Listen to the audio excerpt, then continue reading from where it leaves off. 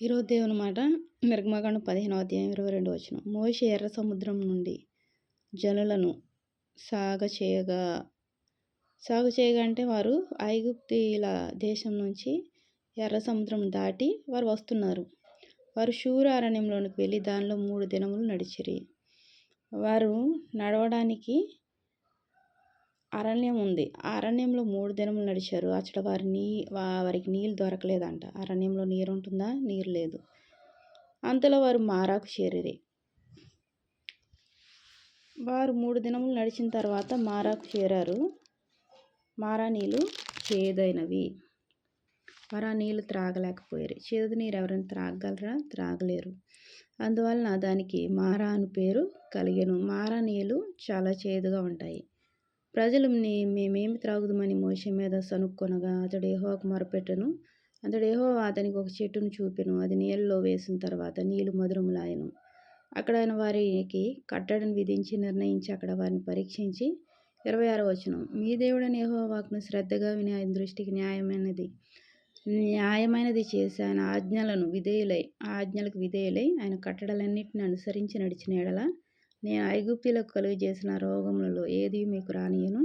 నిన్ను స్వస్థపరచు యెహోవా నేనే అనెను.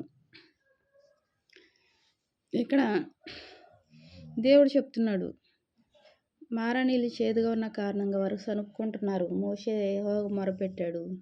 ఒక చెట్టు చూపించాడు దేవుడు. దాన్ని ఆ నీటిలో వేయగానే ఏమైంది? మధురములాయింది. మరి నీ జీవితంలో, నా జీవితంలో 2025వ సంవత్సరంలో ఎన్నో మారా లాంటి అనుభవాలు గుండా వచ్చాము. మరి మన జీవితము మధురంగా మార్చడానికి ఆయన ఇష్టపడుతున్నాడు. మన జీవితం మధురంగా అవ్వాలి అంటే మనం ఏం చేయాలి? మన దేవుణ్ణి మనము పట్టుకోవాలి. మోషే ఏం పట్టుకున్నాడు? చెట్టును పట్టుకున్నాడు, దానిలో వేశాడు. మరి మన జీవితంలో, మన హృదయంలో ఏమేయాలి? ఆయన ఆజ్ఞలను, ఆయన శాసనాలను మన హృదయంలో ఉంచుకొని మనము ఆయన పట్టుకోవాలి. ఆయన కనిపించని దేవుడు. మన యొక్క మనసు, మన యొక్క ప్రతి విధానము ఆయన వైపు తిరిగి ఉండాలి. అప్పుడు దేవుడు మన జీవితాలను మధురంగా చేస్తానికి ఇష్టపడుతున్నాడు. నీ జీవితం, నా జీవితం వాక్యం వింటున్న మన అందరి జీవితము మధురములు అవుతాయి. మారా లాంటి చేదు అనుభవాలన్నీ తొలగిపోతాయి. మన జీవితాలు, మన కుటుంబ సభ్యులు, మన జీవితాలు, మనందరం వాక్యం వింటున్న మనందరికీ ఎలా ఉంటుంది? మధురంగా ఉంటుంది ప్రతి పరిస్థితి. అయితే దేవుడు ఏం చెప్తున్నాడు? ఆయన వారికి కట్టడని విధిని నిర్ణయించి అక్కడ వారిని పరీక్షించి ఏమని చెప్తున్నాడు? 26వ వచనము. మీ దేవుడైన యెహోవాకును శ్రద్ధగా విని ఆయన దృష్టికి న్యాయమైనది చేసి ఆయన ఆజ్ఞలకు విధేయులై ఆయన కట్టడలన్నిటిని అనుసరించి నడిచిన యెడల నేను ఐగుప్తీయులకు కలుగజేసిన రోగములలో ఏది మీకు రానియను. స్వస్థపరిచే యెహోవా నేనే అనెను. దేవుడు ఒక ఆజ్ఞలు, ఆయన శాసనాలు గైకుంటే దేవుడు మరొక బహుమానాన్ని ఇస్తున్నాడు. ఏంటది? ఐగుప్తులలో ఉన్న తెగులు ఏది రాదంట. ఏ రోగము రాదని చెప్తున్నాడు. అంత మాత్రమే కాకుండా నిన్ను స్వస్థపరిచే యెహోవాను నేనే. నీకు కాలు నొప్పులా, కన్ను నొప్పా, తలనొప్పా, లేకపోతే నడుము నొప్పా, లేకపోతే కాళ్ళు చేతులు లాగుతున్నాయా, ఏ ఇబ్బందితో బాధపడుతున్నావో, ఏ నీరసంతో బాధపడుతున్నావో దేవునికి తెలుసు. అది దేవుడు ఏమంటున్నాడు? స్వస్థపరిచే యెహోవాను నేనే అంటున్నాడు. ఆయనే స్వస్థపరుస్తాడు.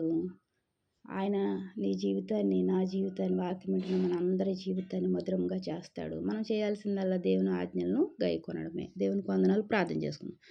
మహాప్రేమ గల తండ్రి, కృపగల నాయన, 2025వ సంవత్సరంలో మారా లాంటి అనుభవాలు తండ్రి, వాటిని తొలగించి మా జీవితాలను మధురంగా చేస్తున్నందుకు వందనాలు చెల్లించుకుంటున్నానయ్యా. తండ్రి, నిన్ను పట్టుకొని, నిన్ను సేవించి, నీ ఆజ్ఞలు గైకొంటే ప్రభువా, ఐగుప్తులో ఉన్న ఏ రోగము రాదన్నావు.